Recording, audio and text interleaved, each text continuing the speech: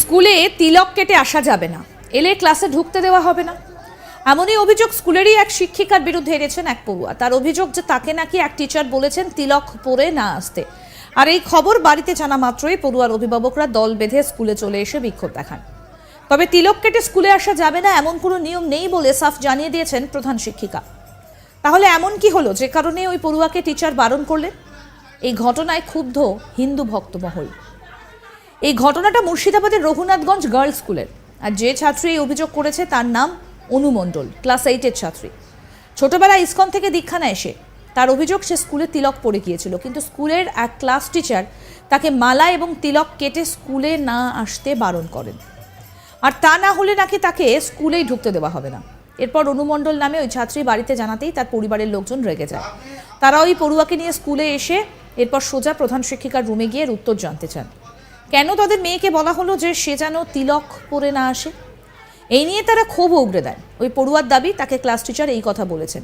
ওই পড়ুয়া কি বলছেন শুনবো তার মুখ থেকে। শুনুন কি বলছেন অনু মণ্ডল। আমি তোকে সাউন্ড দিয়ে দিচ্ছি যে তিলক পরে আসা যাবে না।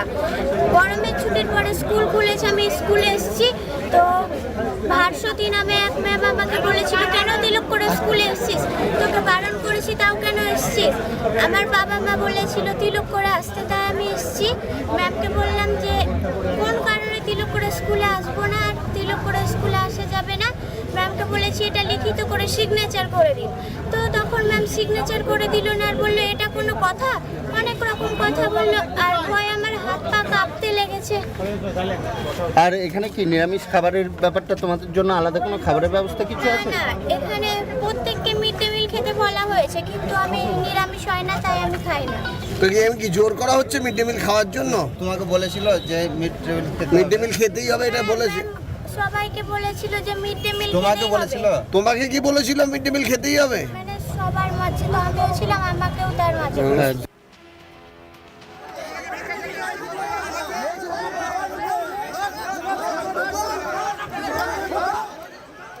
এই ঘটনায় ভক্ত গোবিন্দ দাস কি বলছেন তার বক্তব্য এবার শোনাবো। বেশ কদিন থেকে ওই সে মেয়েটা স্কুলে যাচ্ছে তিলকমালা পরে, তো ওখানকার দিদিমণিরা বলছে যে তুমি তিলকমালা পরে আসবে না, কুণ্ঠিমালা পরবে না, আর তোমাকে এখানে যা রান্না হয় ডিম মাছ যা যা রান্না হয় তোমাকে এগুলো খেতে হবে। তো আমরা তো ইসকনের ভক্ত, আমরা তো প্রসাদ ছাড়া কোনো কিছু খাই না। তো মেয়েটা বাড়িতে যে কান্না করছে, মাকে বলছে, তো তার মা ওর বাবাকে বলেছে, ওর বাবা আমাকে ফোন করেছে যে বউ এরকম ব্যাপার দেখুন। তো আমি কি বলবো, আমি বললাম যে আপনি এক কাজ করুন, আপনার অভিভাবক একজন যান, গিয়ে বুঝে বলুন কি বলছে দেখুন। তখন তার মা গিয়েছিল, তার মাকেও অনেক উল্টোপাল্টা কথা বলেছে যে না এগুলো এখানকার নিয়ম না, যা ধর্ম করবে বাড়িতে করবে, এখানে এগুলো করে আসবে। তো মেয়ের মা নাকি বলেছে যে কেন আপনাদের এখানে তো অন্যান্য সম্প্রদায়েরাও এখানে আসে পড়াশোনা করে, তো তারা কি কোনো কিছু ধর্মীয় কোনো পোশাক পরে আসে না? বলে হ্যাঁ আমরা তাদেরকে বলেছি। আজকে আপনারা কী করছেন, বিক্ষোভ করছেন? তো এই কথা বলেছে। তারপরে বললো যে না আমাদের মেয়ে স্কুলে আসবে কিন্তু তিলকমালা পরে আসবে। তো বলছে ঠিক আছে তিলক পড়ুক, কিন্তু যেন দেখা না যায়। মানে এটা শিক্ষিত ভাষায় একটা অভদ্র মানে কথা, যে তিলক পড়বে দেখা যাবে না, এটা কি করে হয়? সিঁদুর পরে আজকে আপনারা কী করছেন? সেই জন্য আমরা দেখলাম যে না ভালোভাবে পাঠালাম, বললো হলো না, তাহলে আমরা ভেবেছি যে আমরা যাই গিয়ে আবার বুঝিয়ে বলি, যদি না হয় তখন আমরা ওনারা কি বলছেন আমরা একটা জিনিস জানতে চাইবো যে আপনাদের নিয়মটা কি আছে, এটা আমরা জানবো। নিয়মটার মধ্যে যদি তিলক মালা যদি করা না থাকে তাহলে আমরা কিছু বলবো না, ঠিক আছে, তাহলে আমরা ঘরে যা ঘরে করবো। আর যদি নিয়মের মধ্যে যদি এগুলো না থাকে, যে না যে যার ধর্মের যা যেগুলো নিয়ম আছে সেগুলো করতে পারে, তাহলে কোনো সমস্যা নেই। এরপরই স্কুলের প্রধান শিক্ষিকা বলেন একজন ম্যাম ওকে তিলক পরে আসতে মানা করেছিলেন। আমি এত কথা জানি না, আমাকে আজ থানা থেকে ফোন করে, যে যার ধর্ম পালন করতে পারবে, এইরকম কোনো নিয়ম নেই। আমার মনে হয় না কেউ মানা করবেও না। মিড ডে মিল আমরা সবাইকেই খেতে বলি। শুনবো কি বলছেন প্রধান শিক্ষিকা করবী নন্দী, শুনুন। রাত্রিবেলা জানলাম যে একজন দিদিমণি নাকি ওকে পরে আসতে বারণ করেছে। কি পড়া এবারে তিলক পরে আসতে, ও তিলক পরে এসেছিল, অনু মণ্ডল বলে একজন ছাত্রী, সে তিলক পরে এসেছিল। এবার একজন দিদিমণি বারণ করেছে যে তুই তিলক পরে আসবি না। এবার আমি এত কথা জানিও না, এই নিয়ে এত ব্যাপার জানিও না। আমাকে হঠাৎ আজকে থানা থেকে ফোন করছে, ম্যাডাম কিছু গন্ডগোল হয়েছে নাকি আপনার স্কুলে। আমি বললাম আমার স্কুলে তো কিছু গন্ডগোল হয়নি, তাহলে তো আমি জানতে পারতাম। তো তারপরে এসে দেখছি যে মানে হঠাৎ করে ওইখানে মানে বেশ চেঁচামেচি হচ্ছে এবং কিছু লোক এলেন ভেতরে।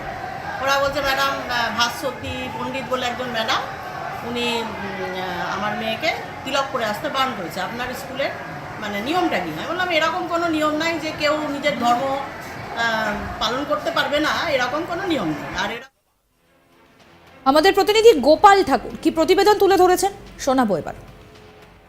কপালে তিলক, কণ্ঠের মালা পরে স্কুলে আসতে পারবে না ছাত্রী, এমনটাই অভিযোগ শিক্ষিকার বিরুদ্ধে।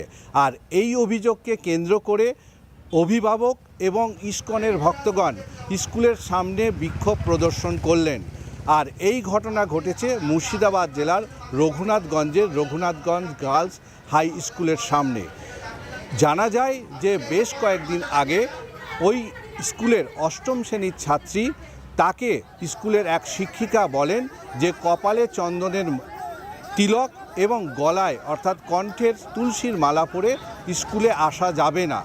আর এই অভিযোগকে কেন্দ্র করে অভিভাবক এবং ইসকনের ভক্তরা রীতিমতো খোল করতাল নিয়ে অভিনব পদ্ধতিতে স্কুলের সামনে বিক্ষোভ প্রদর্শন করলেন এবং স্কুল কর্তৃপক্ষের বিরুদ্ধে আবার অভিভাবকের পক্ষ থেকে অভিযোগ যে সেই ইসকনের দীক্ষিত ছাত্রী, যে ওই স্কুলের অষ্টম শ্রেণীর ছাত্রী, তাকে মিড ডে মিল মাছ মাংস সহ খাওয়ার জন্য বারবার স্কুল কর্তৃপক্ষ চাপ দিয়েছে, এমনটাই অভিযোগ স্কুল কর্তৃপক্ষের বিরুদ্ধে। রীতিমতো এই ঘটনাকে কেন্দ্র করে রঘুনাথগঞ্জ গার্লস হাই স্কুলের এলাকায় চাঞ্চল্য ছড়িয়েছে। পরবর্তী ক্ষেত্রে স্থানীয় রঘুনাথগঞ্জ থানার পুলিশ এই ঘটনাস্থলে এসে এবং স্কুল কর্তৃপক্ষের প্রধান শিক্ষিকার হস্তক্ষেপে পরিস্থিতি নিয়ন্ত্রণে আসে। আরও আপডেট পেতে দেখতে থাকুন আজ তাক বাংলার ইউটিউব চ্যানেল, সাবস্ক্রাইব করুন।